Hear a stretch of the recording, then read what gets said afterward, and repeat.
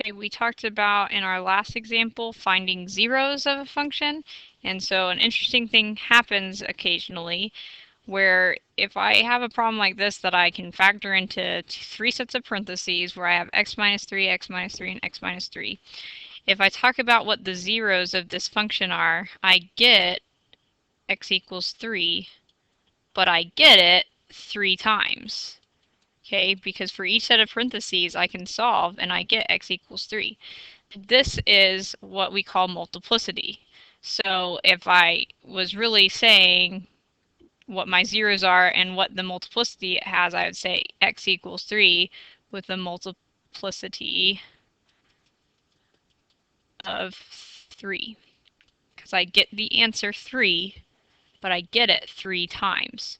Okay, it turns out that an odd multiplicity means that the graph crosses the x-axis at that point, and an even multiplicity means that the graph just touches there. So let's think about a cubic function like x cubed.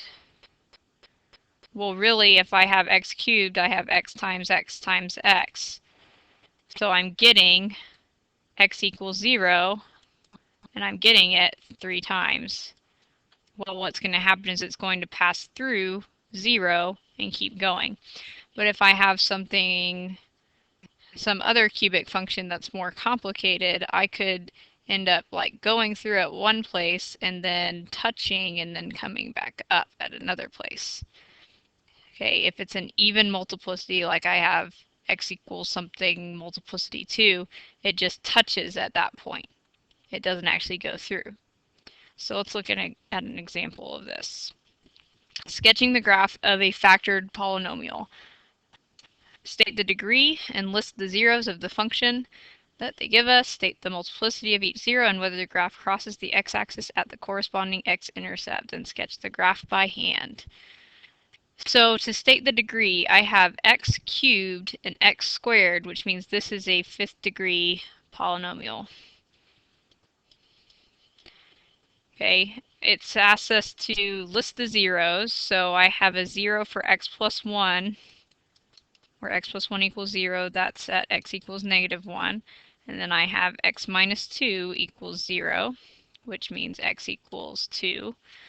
Now, x minus 1 is part of a cubed parentheses, which means that that answer happens 3 times. So my multiplicity for that is 3. For the x equals 2, that happens 2 times, so that multiplicity is 2. So now that I know that, I can kind of draw my graph.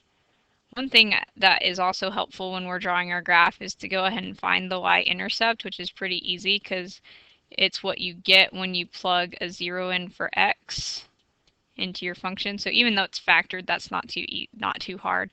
If I put a 0 in here, I get 1 cubed. If I put a 0 in here, I get -2 squared. So that's really important. A second ago, I did this and didn't remember the squared part and got really confused. Well, -2 squared is +2 times 1 means that our y-intercept is at 2. And then I know that at -1, I'm going to go through the x-axis, and at +2, I'm just going to touch the x-axis. So I'm aiming to get to this point. So I'm going through at 1. So there's the first part of my graph. At 2, I went through the y-axis, and I just know that I want to come back here and touch here. Okay, and so I don't necessarily know that this is a maximum, but it could be. I want to come down and touch there and then come back up. Okay, and so this is a rough sketch, okay, and it gets the idea across. It may not be 100% correct, but that's fine. I was able to put the information I knew into a graph. So let's see how close we got, because I stuck a picture on here.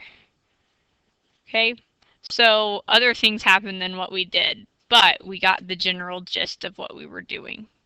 So I call that good. I want to talk about the intermediate value theorem real quick because it's important.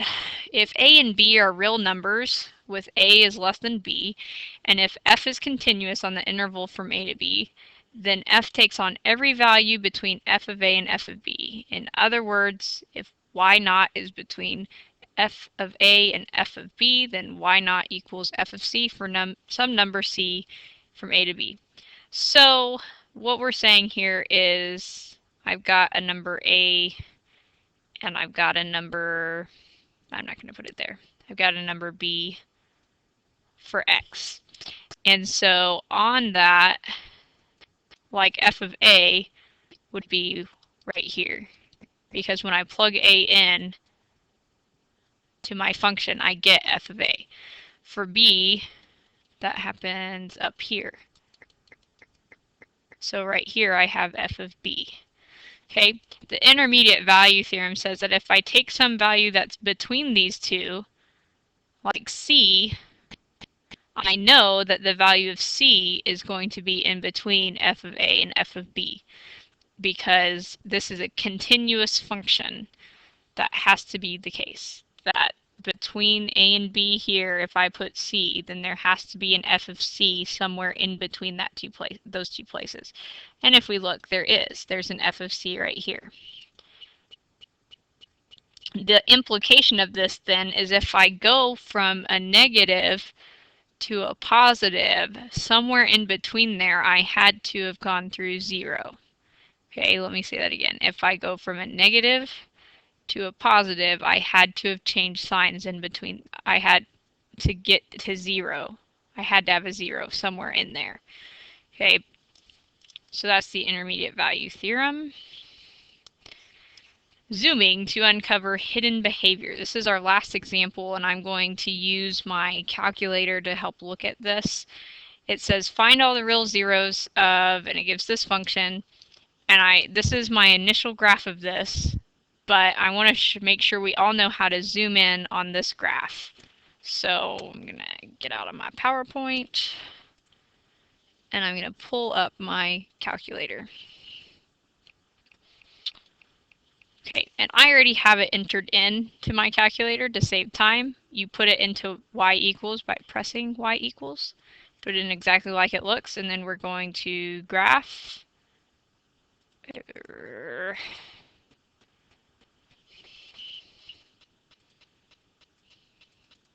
How do I get it to stop doing that?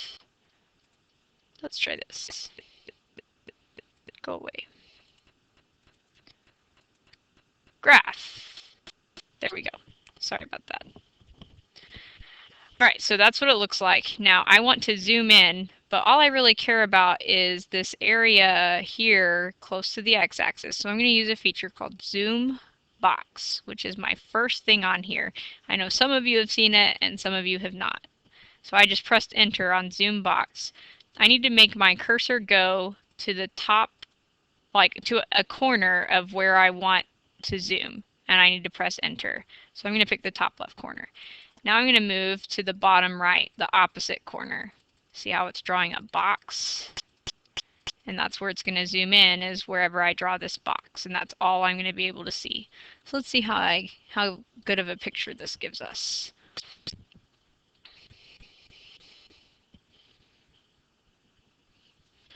Well, it kind of looks like we pass through the x-axis here, and then we come down and we have a minimum, and then we come back up.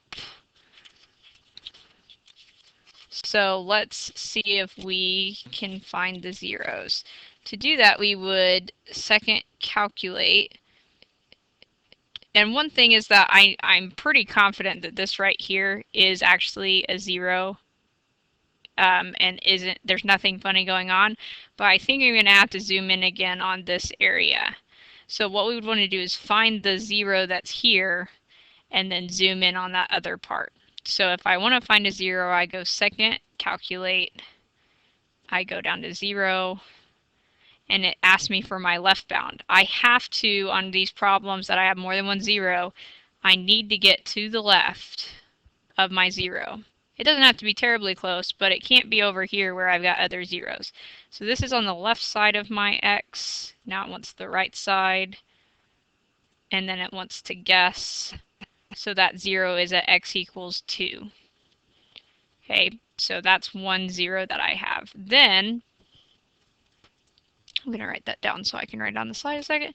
Okay, then I'm going to zoom again using zoom box into that other area that I still don't really know what's going on.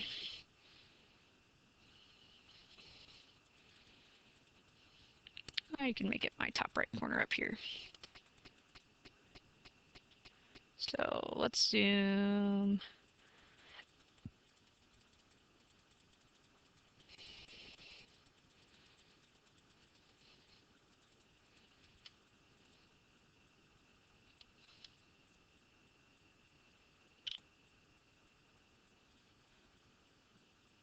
Okay, well now I kind of feel like it's more obvious that there is something going on there.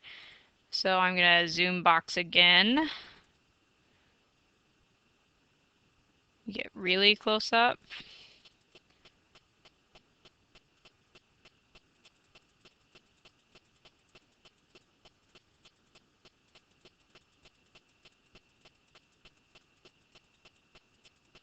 Okay.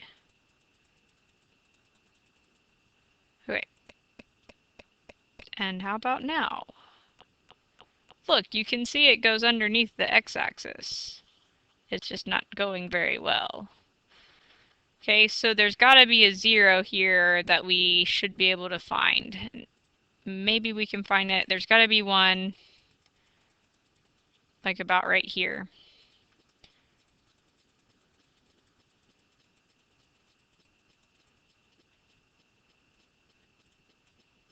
Okay, so it's telling us it's at negative 0.2.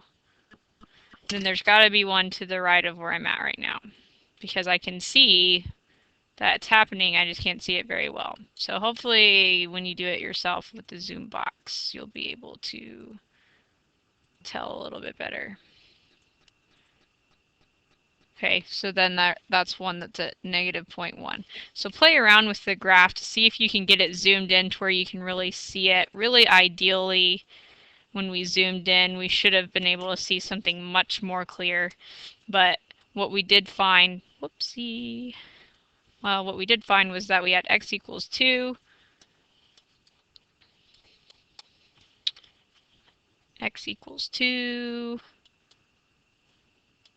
x equals 2, negative 0.2, and negative 0.1. Not all of those may have been negative. Yeah, those were negative. Yeah, because they were on the left side. So that's not a great example, but at least you've seen zoom box in action and calculating zeros in action. So this is the end of part 3 of the video.